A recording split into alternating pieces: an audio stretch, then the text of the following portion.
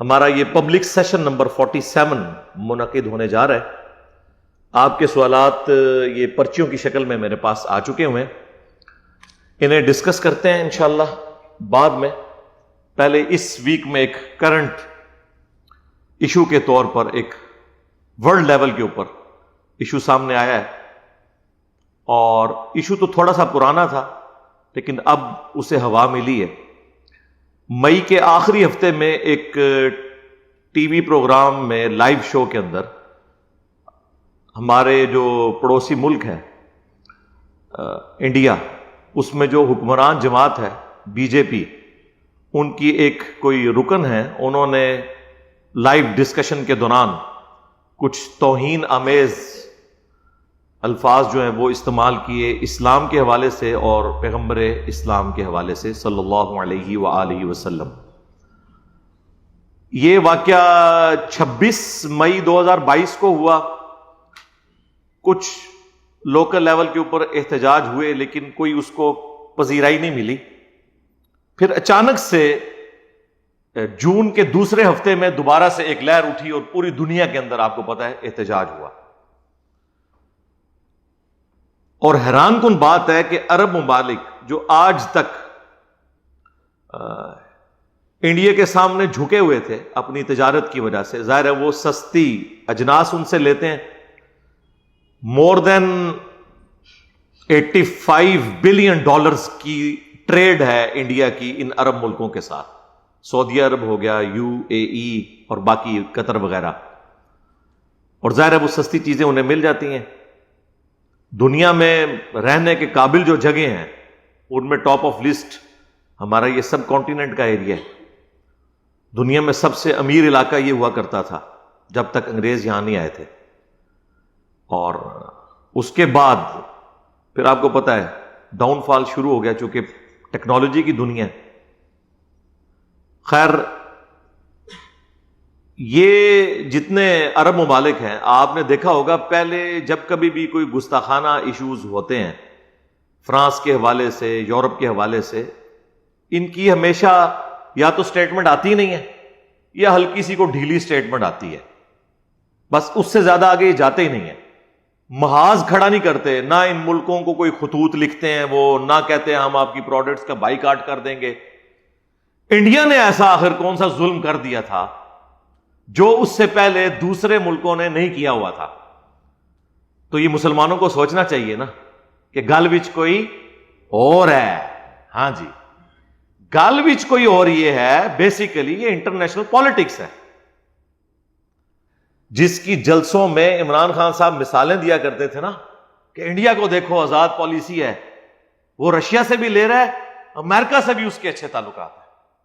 تو میرے خیال ہے اب انڈیا کو بھی پتہ چل گیا ہوگا اور عمران خان صاحب کو بھی پتہ چل گیا ہوگا کہ وہ جب چاہیں جس کی چاہیں گچی مروڑ دیتے ہیں، جو دنیا میں سپر پاور ہے اور ڈیزرو کرتے ہیں۔ ظاہر انہوں نے یہ منصب ارن کیا ہے، جب ارن کیا ہے تو ان کا آرڈر چلے گا، ورلڈ آرڈر ایک نیچرل چیز ہے۔ یہ یعنی کہ میں فخر سے نہیں کہہ رہا، یہ دکھ ہے لیکن یہ ریالٹی ہے، اسے ایکسپٹ کرنا چاہیے۔ اور یہ وہ ریالٹی ہے جو جب ایک مذہبی جماعت کے دھرنے عمران خان صاحب کی حکومت میں جاری تھے تو اس وقت جو انہوں نے قوم سے آ کے خطاب کیا تھا کہ اگر ہم فرانس کے سفیر کو نکال دیں گے تو ہماری میجر تجارت تو یورپین یونین کے ساتھ ہے اور امریکہ کے ساتھ ہے، اور یہ سارے ایک دوسرے کے کہنے میں ہیں تو ہمارا نقصان ہو جائے گا، لہٰذا ہم یہ کام نہیں کر سکتے، ہمیں مجبور نہ کریں۔ لیکن یہی باتیں جب یہ رشیا کی طرف ہاتھ بڑھا رہے تھے تو انہیں پتہ تھی کہ یہ پریکٹیکلی یہ بھی پاسبل نہیں ہوگا۔ وہی ہوا ہے۔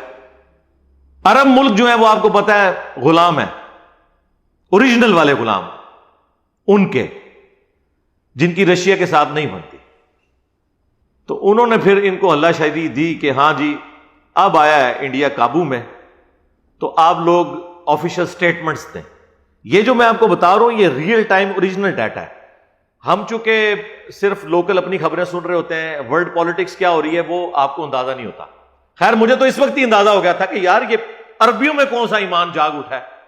ہاں، اس سے بڑے واقعات ہوئے ہیں۔ سب سے توانا آواز پوری دنیا میں دو مسلمانوں کی تھی، ایک عمران خان صاحب اور دوسرے طیب اردگان۔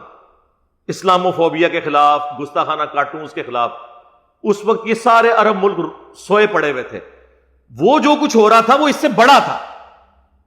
یہ تو ایک سٹیٹمنٹ دی، اس کے بعد اس کے اوپر مقدمہ قائم ہوا، اس نے آفیشلی آ کے معافی بھی مانگ لی، وہ ہاتھ جوڑ جوڑ کے اپنی زندگی کی بھیک بھی مانگ رہی ہے. اور وہ جو سٹیٹمنٹ بھی دی اس نے وہ ریبٹل کے طور پر دی، جذبات میں آ کے. جب آپ کسی کے ریجن پر حملہ کریں گے اس کے جواب میں وہ آپ کے ریجن پہ حملہ کرے گا. کوئی آرگنائز طریقے سے یہ کام نہیں چلا تھا، ایک حادثاتی طور پہ ٹی وی ٹاک شو میں ہو گیا. اور اس کے اوپر ایکشن بھی لے لیا بی جے پی نے دباؤ میں آ کے. لیکن اس کے باوجود ابھی تک اس کو ٹھنڈا نہیں ہونے دے رہے. بیسیکلی وہ انڈیا کو اس کی اوقات میں رکھ رہے ہیں کہ تجھے بڑا شوق ہے نا رشیا کے ساتھ تجارت کرنے کا، تو تیرا شوق نکال دیتے ہیں. تجھے بڑا فخر ہے نا کہ میں نے سب کے ساتھ بنا کے رکھی ہوئی ہے، تو تجھے بتا دیتے ہیں کہ دنیا میں حکم کس کا چلتا ہے. یہ ہے پیچھے اس کے ریزن. باقی جو ریئل ٹائم ادھر ہوا اس کو ذرا چنگاری ایک دکھانے کی ضرورت تھی، اور پوری دنیا میں انہوں نے یہ معاملات کھڑے کر دیے. وہ جو پروگرام کے اندر جو کچھ ہوا اور جو 3 اعتراضات اس نے اٹھائے، نمبر 1 اس نے کہا کہ جی اڑنے والے گھوڑے کا ذکر تمہاری کتابوں میں موجود ہے، یعنی نبی صلی اللہ علیہ وآلہ وسلم کا واقعہ معراج، اس کی طرف اس نے اسے ہٹ کیا اور اسے اس فزیکل ورلڈ سے جوڑتے ہوئے ایک سمجھ لیں ان سائنٹیفک فینومینا کے طور پر پیش کیا، یہ نان سائنٹیفک فینومینا کے طور پر. دوسرا اس نے نبی صلی اللہ علیہ وآلہ وسلم کی سیدہ عائشہ کے ساتھ کم عمر کی شادی کو ٹارگٹ کیا. یہ بیسیکلی زیادہ ہمارے لیے تکلیف دہ چیز تھی. دوسری چیزیں چلے ہو سکتا ہے کسی کو سمجھ نہیں آئی ہیں، کوئی زبردستی کی شادی نہیں ہوئی ہوئی، مرضی کی شادی ہوئی ہوئی ہے، عورت بالغہ ہو چکی ہوئی ہے، اس کے بعد رخصتی ہوئی ہے، اس کے اوپر اعتراض بنتا ہی نہیں ہے. ایج ڈفرنس، کوئی کہتا ہے جی وہ 19 سال تھی، کوئی کہتا ہے جی 9 سال تھی. میں کہتا ہوں اسے کوئی فرق نہیں پڑتا، 9 سال ہو، 19 سال ہو، 29 سال ہو، 99 ایئرز ہو. جب 2 مرد و عورت آپس میں اتفاق کے ساتھ شادی کر لیں حق مہر کے عوض، ایج ڈفرنس جو بھی ہو، اس کے اوپر کوئی اعتراض تو بنتا ہی نہیں ہے. یہ کوئی زبردستی والا معاملہ ہی نہیں ہے. اس کو خیر میں بعد میں ایڈریس کرتا ہوں. اور تیسری چیز اس نے کہا کہ قرآن حکیم میں لکھا ہے کہ زمین فلیٹ ہے. ہاں ٹھیک ہے، یہ ہم بات کر سکتے ہیں کہ بھئی وہ جو فلیٹ کا معنی تم نے لیا ہے وہ وہی ہے جو علماء کرام سب کانٹیننٹ کے میرے کلپس آؤٹ آف کانٹیکسٹ کاٹ کے تو اپنا لقمہ ان کے منہ میں ڈالتے ہیں. تم نے قرآن سے جو سٹیٹمنٹ اٹھائی ہے، قرآن لٹریچر کی زبان میں بات کرتے گیا ہے، وہ اس طرح کی بات ہے ہی نہیں تھی جو تم نے اس کو رنگ دیا ہے. یہ فزیکل ورلڈ سے تعلق رکھتی ہے چیز، ٹھیک ہے ہم اس کا جواب دیں گے. اس کے علاوہ بھی آئے دن مسئلے اٹھاتے رہتے ہیں. کبھی سورہ توبہ کی آیات اٹھا لیتے ہیں کہ جی قرآن میں لکھا ہوا ہے کہ جی جہاں بھی کوئی کافر نظر آئے اسے قتل کر دو. اسی طریقے سے اسلام تلوار کے زور کے اوپر پھیلا ہے. اس قسم کے اعتراضات آپ سنتے رہتے ہیں. خیر اس کے اوپر گھنٹوں بولا جا سکتا ہے، لیکن فی الوقت میں اس کے اوپر آتا ہوں. پہلے تو آپ وہ سینیریو دیکھیں اس ٹی وی پروگرام کا. اس ٹی وی پروگرام کے اندر پہل جو ہے مسلمان کی جانب سے ہوئی ہے. اس کا آپ کو اندازہ ہوگا، ابھی تو ادھورے کلپ چل رہے ہیں، وہ بھی بڑی مشکل سے مجھے ایک کلپ ملا ہے، اور زیادہ تر تو انہوں نے غائب ہی کر دی ہیں سوشل میڈیا سے، خود بھی انہوں نے کٹنگ کر دی. کوئی ریئل ٹائم کسی نے ریکارڈ کر لیا تھا ٹی وی پروگرام سے تو وہ چل رہا ہے. تو اس عورت کے آپ کو جواب کے انداز سے پتا چل جائے گا کہ وہ ریبٹل کر رہی ہے، کیونکہ جب وہ مسلمان نے وہ بات کی تو اس نے کہا کہ اچھا آپ اگر اس طرح کی باتیں کرو گے نا تو ہم بھی یہ کہیں گے. تو یہ پہلا مجرم تو وہ مسلمان ہے جو کسی کے ریلیجن کے بارے میں اس طریقے سے لائیو ٹی وی پروگرام کے اندر آ کے بات کر رہے ہیں. اور یہ بالکل کوئی قرآن و سنت کی تعلیمات نہیں ہے کہ آپ کسی کے ریلیجن کا مذاق اڑائیں، جبکہ وہ آپ کے مخالف کوئی ریلیجن ہے.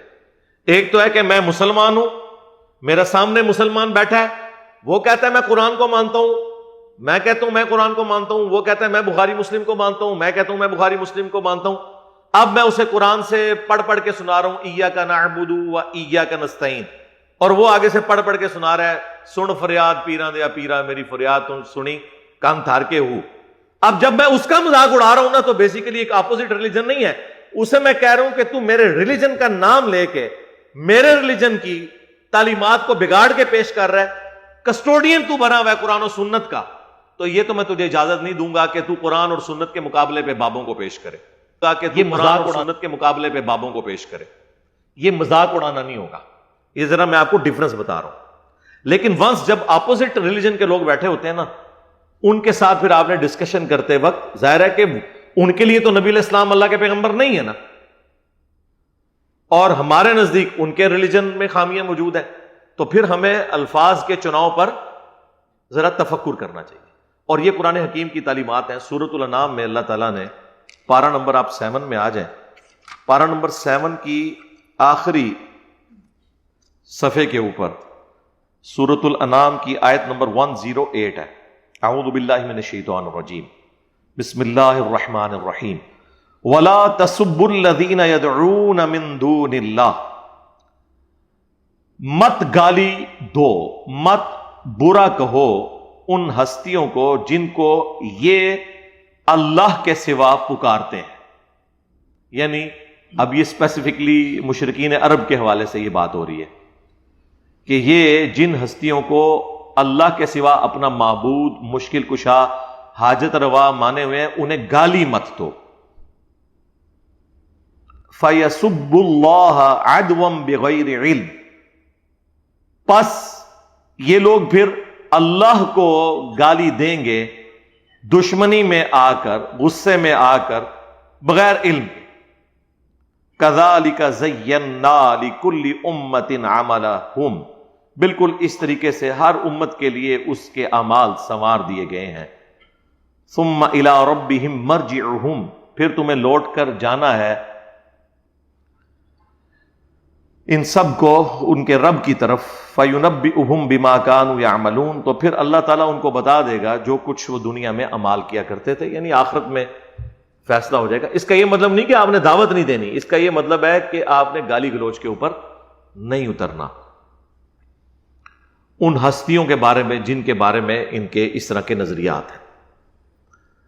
تو یہ ہے وہ بنیادی آیت کہ جس کی بنیاد پر ہم یہ کلیم کرتے ہیں کہ اسلام کہتا ہے کہ آپ نے کسی کے ریلیجن کی جو مقدس ہستیاں ہیں ان کے بارے میں گالی گلوچ کا معاملہ، تحقیر والا معاملہ نہیں کرنا،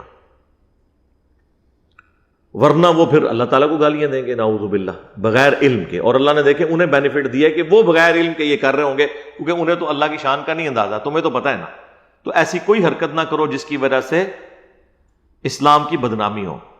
اللہ کو گالی دیتا ہے، اللہ کو کوئی فرق نہیں پڑتا، لیکن مسئلہ ہے ریلیجن کا۔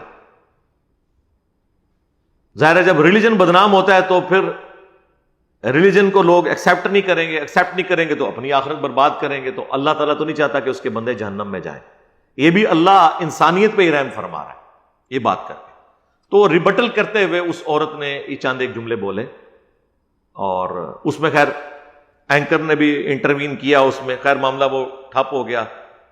پھر اس کے بعد کہیں وہ ویڈیو لیک ہوئی اور پھر مقدمہ ہوا، معاملات آلموسٹ سیٹل ہو گئے، وہ بھی بیک فٹ پہ چلی گئی۔ پھر آپ کو پتا کہ ایک ورلڈ پالیٹکس تھی، وہ اٹھائی گئی بات۔ اب اس وقت پوری دنیا کے اندر وہ بات ہو رہی ہے۔ بلکہ ابھی یہ منڈے والے دن جو پرائم منسٹر ہیں پاکستان کے شہباز شریف صاحب، انہوں نے کہا کہ پارلیمنٹ میں اسے اٹھایا جائے گا، اور وہ ظاہر ہے اسی لیے اٹھا رہے ہیں کہ پوری دنیا میں فضا بنی ہوئی ہے۔ جب عرب ملک جو ہیں وہ ایک چیز کو گود لے لیتے ہیں تو پھر پاکستان کے لیے تو ویسے ہی بڑا آسان ہو جاتا ہے اس معاملے کو آگے لے کے چلنا۔ تو بیسیکلی اس کے پیچھے ریزن یہ تھی۔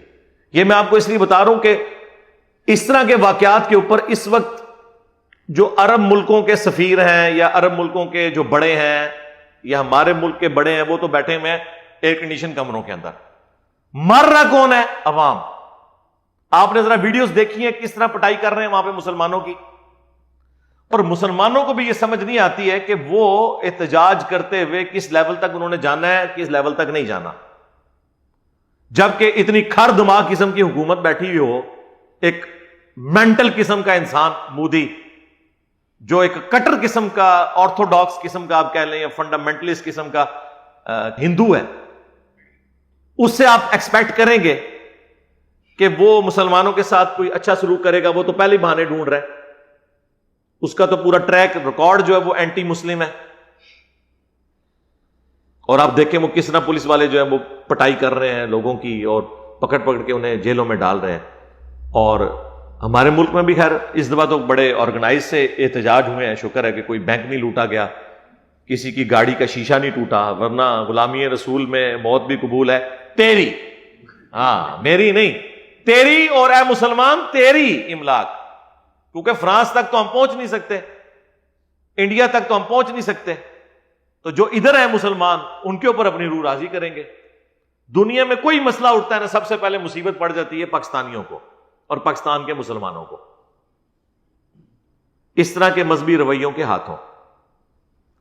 ہم تو ہمیشہ اس طرح کی نان اسٹیٹ ایکٹیویٹیز کے خلاف بولتے ہیں کہ آرگنائز طریقے سے بہرحال اس دفعہ جو ہوا ہے نا, اللہ کا شکر ہے, مجھے لگتا ہے کہ ساری مذہبی جماعتوں کے ڈنگ نکال دیے اسٹیبلشمنٹ نے, تو بڑے آرگنائز طریقے سے بڑے مہذب انداز میں احتجاج ہو رہے ہیں جس طرح کے ہونا چاہیے تھا.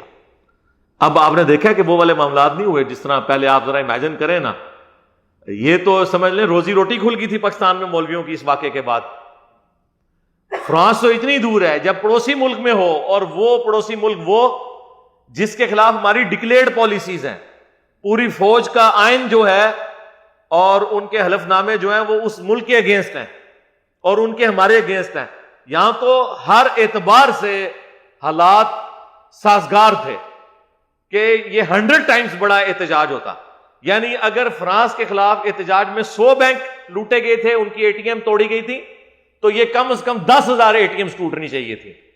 وہاں پہ اگر 10,000 گاڑیوں کو آگ لگی تھی تو یہ 10 لاکھ کو لگنی چاہیے تھی. لیکن اللہ کا شکر ہے کہ بڑے مہذب انداز کے اندر احتجاج ہوا ہے.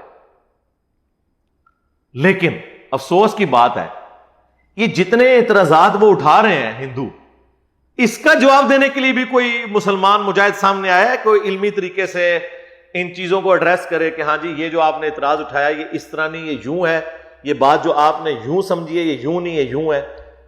ایک کام کو نہیں نہ گنوڑے. یہ ایک دوسرے کے خلاف کلپ بنا سکتے ہیں, ایک دوسرے کو گالیاں دے سکتے ہیں, علمی طریقے سے جو کافروں کے اٹھائے ہوئے اعتراضات ہیں ان کے جوابات نہیں دے سکتے. اس کی وجہ سے اب آپ دیکھیں کہ سوشل میڈیا کے اوپر اب اس وقت وہ گستاخی تو اپنی جگہ ڈسکس ہو رہی ہے. جو پڑھا لکھا طبقہ ہے نا, وہ پتہ کیا ڈسکس کر رہا ہے کہ جی یہ کیا واقعی قرآن میں لکھا ہوا ہے زمین فلیٹ ہے؟ وہ تو یہ سوچ رہے ہیں. پھر وہ جب قرآن کی آیات کھول کے پڑھیں گے اور آگے سے ترجمے میں تفصیلات نہیں لکھی ہوئی ہوں گی, الٹا اعلی حضرت کی کتاب ہوگی کہ زمین ساکن ہے, ہاں, اور عرب ملکوں کے مفتیوں کے فتوے ہوں گے کہ جو یہ کہے کہ زمین ساکن نہیں ہے وہ مسلمان ہی نہیں ہے. اس قسم کی باتیں آپ کریں گے. یہ پرانے فتوے ہیں ان کے, رکھے ہوئے گوگل کے اوپر آپ کو مل جائیں گے. تو پھر ظاہر ہے کہ مسلمانوں کے لیے ایک مصیبت کھڑی ہو جائے گی نا کہ یار یہ کیا باتیں ہو رہی ہیں. اب لوگوں نے تو نہیں ہے آپ کی کہانیوں کے اوپر یقین کرنا. میں اس کے اوپر پہلے بھی کافی دفعہ بول چکا ہوں. زمین ساکن ہے, میری ویڈیو آپ دیکھ لیں.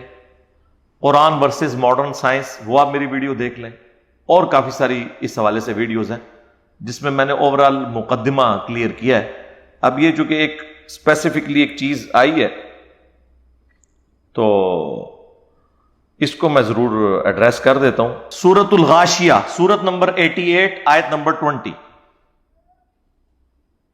وَإِلَى الْأَرْضِ كَيْفَ سُطِحَتْ, جو اللہ تعالیٰ نے, جو عرب کے لوگ, چونکہ ان کی آبزرویشن یہی ہوتی تھی نا, ریگستان میں جب آپ جا رہے ہو تو آپ کو کیا نظر آتا ہے؟ ایک اونٹ ہے جس پہ آپ بیٹھے ہوئے ہیں, ریگستان ہے جس میں آپ سفر کر رہے ہیں, یا دور دور آپ کو جو پہاڑ نظر آ رہے ہیں نا, یہ عرب کی جو کامن آبزرویشن تھی نا فزیکل فینومینا آف نیچر کی, تو اللہ تعالیٰ نے اس کی طرف توجہ دلا کر تو اپنا تعارف کروایا. افلا ينظرون الى الابل كيف خلقت, کیا انہوں نے نہیں دیکھا کہ ہم نے اونٹ کو کیسا تخلیق کیا ہے؟ یونیک جانور ہے جی اونٹ. 1 مہینے تک بغیر پانی پیے ٹریول کر سکتا ہے, پانی سٹور کر لیتا ہے اپنے اندر. ریگستان کا جہاز کہا جاتا ہے اسے. یہ ڈیزائن ہے ریگستان میں سفر کرنے کے لیے. گھوڑے تو مر جائیں, وہ تو سفر کر ہی نہیں سکتے, بغیر پانی کے کیسے سفر کریں گے؟ پھر اس کے پاؤں ایسے ڈیزائن ہوئے میں, سخت جانور ہے. وَإِلَى السَّمَاءِ كَيْفَ رُفِعَتْ, اور آسمان کی طرف دیکھا کہ کیسا اس کو بلند کیا. وَإِلَى الْجِبَالِ كَيْفَ نُصِبَتْ، اور پہاڑوں کی طرف دیکھا کیسے گاڑے ہیں اللہ نے زمین میں. یہی وہ آبزرویشن ہے نا، آسمان، زمین، پہاڑ، اونٹ، یہ 4 آبزرویشن تھی. وَإِلَى الْأَرْضِ كَيْفَ سُطِحَتْ، یہ وہ آیت نمبر 20 جو بی جے پی کی وہ جو خاتون تھی، انہوں نے یہ کہا کہ جی وہ 88-20 انہوں نے یہ بولا تھا، یعنی چیپٹر نمبر 88 سورۃ الغاشیہ آیت نمبر 20. اور زمین کی طرف دیکھا کہ ہم نے اسے کیسا بچھونا بنایا. اس سے انہوں نے یہ پلی لی کہ زمین فلیٹ ہے. یہ تو اسی طریقے سے ہے کہ میں آج کے اس ماڈرن دور میں جتنی سڑکیں بنتی ہیں موٹر میں یا ایون جہازوں کے رن وے بن رہے ہوتے ہیں تو اس کو فلیٹ بنایا جاتا ہے. اور اگر کوئی گورنمنٹ اناؤنسمنٹ کرے کہ جی یہ ہماری موٹر وے بالکل فلیٹ ہے تھرو آؤٹ اپنے سفر کے، تو آپ یہ کہیں گے کہ زمین تو گول ہے، اس نے فلیٹ کہہ دیا. اتنے بڑے سرکل میں جس کا سرکمفرنس 40,000 کلومیٹر ہے، اس میں کئی کلومیٹر بھی ہونا تو وہ آلموسٹ فلیٹ ہوں گے، کیونکہ آپ کو پتا ہے سرکل سے آپ چھوٹی سی اگر آرک اس کی ڈرا کریں نا تو آلموسٹ وہ اسٹریٹ لائن ہوتی ہے، اور اتنے بڑے سرکل میں تو ظاہر ہے کئی کلومیٹر اسٹریٹ لائن ہوں گے. یہ کم مسلمانوں کا عقیدہ رہا ہے کہ زمین جو ہے وہ فلیٹ ہے. یہ صرف گوگل میں جا کے دیکھ لیں کہ سب سے پہلے زمین کا سرکمفرنس کیلکولیٹ کس نے کیا ہے؟ ایک مسلمان نے، البیرونی نے. اور اس نے بڑے یعنی اسے میتھمیٹیکل فارمولا یوز کیا. 2 پہاڑ اس نے کنسیڈر کیے اونچے، اور پھر وہ اتنی دور سفر کرتا رہا کہ وہ نظروں سے اوجل ہو گئے، یعنی وہ زمین کی کرویچر ایسی آ گئی. پھر اس نے اینگل ڈرا کیا، اس سے اس نے وہ اتنی کرو کیلکولیٹ کی اور اس کی ڈگریز نکالی، اور آپ کو پتا ہے 360 ڈگری ہوتی ہے. تو اگر اتنی ڈگری میں اتنا فاصلہ بن رہا ہے تو 360 ڈگری پوری کرنے میں اس نے آلموسٹ کوئی 37-38 ہزار کلومیٹر کے قریب نکالا تھا سرکمفرنس زمین کا. باقاعدہ اسے عباسی خلیفہ نے انعام دیا تھا اس کے اوپر. ہمارے سب کانٹیننٹ سے بھی وہ ہو کے گیا ہے. بہت بڑا میتھمیٹیشین بھی تھا اور وہ ہسٹورین بھی تھا. تو ورنہ تو ہونا چاہیے تھا اسے خلیفہ وقت جو ہے وہ پھانسی دے دیتا کہ تو نے زمین کو گول ثابت کر دیا، قرآن میں تو لکھا ہے فلیٹ. اور خلیفہ بھی وہی نہیں کہ وہ پنجابی خلیفہ تھا، عربی جاننے والے تھے، قرآن جاننے والے تھے. وہ دنیاوی طور پہ وہ جتنے بھی سخت گیر بادشاہ تھے، لیکن اس وقت سکولنگ کی تعلیم یہی ہوتی تھی کہ تمام بادشاہوں نے قرآن کا علم حاصل کیا ہوتا تھا، حدیث کا علم حاصل کیا ہوتا تھا، مدرسوں سے تعلیم حاصل کی ہوئی ہوتی تھی. مدرسے یہ والے نہیں، یعنی وہ کسی استاد کے ساتھ اٹیچ ہو جاتے تھے، وہی اس کو سارے سبجیکٹ سکھاتا تھا. اور پھر استاد جہاں ٹریول کرتا تھا وہ اپنے اسٹوڈنٹ 8-10 سال لے کے جاتا تھا. یہ سٹائل تھا اس کو. تو یہ تو اندازہ لگا لیں ان لوگوں کا کہ اگر قرآن کی آیت کا یہی مطلب مسلمانوں نے لیا ہوتا تو جب مسلمان سپر پاور تھے تو زمین گول کہنے والوں کو قتل کر کے رکھ دیتے. ایسا ہے ہی نہیں ہے. قرآن لٹریچر کی زبان میں بات کرتا ہے، اور جب قرآن بچھونے کی بات کر رہا ہے تو اس سے مراد سٹیبلٹی اور چلنے کے لیے. ظاہر ہے کہ جتنے ایریے میں ہم چل رہے ہوتے ہیں اس میں تو وہ اسٹریٹ لائن کے طور پر ایک اسٹریٹ زمین کے طور پر اویلیبل ہوتی ہے ہمارے پاس چلنے کے لیے. آج بھی امریکہ کے اخباروں میں یا ان کی خبروں میں سن رائز اور سن سیٹ آتا ہے. تو کیا ہم امریکہ کا مذاق اڑائیں گے کہ سورج تو غروب ہی نہیں ہوتا، تو یہ آپ نے کیوں لکھا ہے سن رائز اور سن سیٹ؟ تو وہ آپ کو سمجھائیں گے اور کہیں گے رکو ذرا، صبر کرو. ہم لٹریچر کی زبان میں اور کامن بندے کی آبزرویشن میں بات کر رہے ہیں کہ سورج نکلا اور سورج غروب ہوا. ویسے تو سورج نہ نکلتا ہے نہ غروب ہوتا ہے، وہ تو ود رسپیکٹ ٹو زمین ہے، اس کی جو موشن ہے، جو پورا سولر سسٹم ہے، جو اس ارتھ کی اپنی روٹیشن ہے اپنے ایکسس کے اباؤٹ، ہر سیکنڈ کے اندر آدھا کلومیٹر. اور پھر جو سورج کے گرد رفتار ہے اور پھر پورے نظام شمسی کی جو رفتار ہیں وہ آپ میری ویڈیو دیکھ لیں، فرام کریشن ٹو کریٹر، تو وہ ساری چیزیں انہوں نے اس میں کیلکولیشن جو میں نے بتائی ہیں وہ پوری انہوں نے ڈسپلے کر کے بتائی ہیں. تو لٹریچر کی زبان میں بات ہو رہی ہوتی ہے. قرآن سائنس کی کتاب نہیں ہے، یہ لٹریچر کی بک ہے.